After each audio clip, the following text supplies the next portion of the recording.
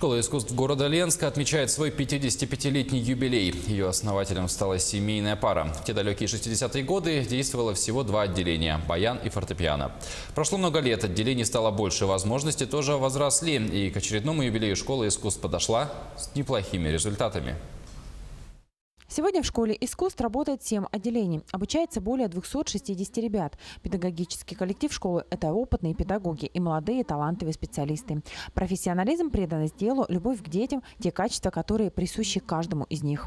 Сейчас молодые специалисты, то есть до 30 лет, мы сейчас об этом говорим, да, то есть таких педагогов тоже немало, они приходят, соответственно, кадровое обеспечение, конечно же, оно обновляется, да, и молодые приходят кадры, они очень приносят какое-то что-то новое свое, но в то же время главная задача сегодня педагогического коллектива, руководства школы в том, чтобы сохранить те самые лучшие традиции, которые были заложены 55 лет назад.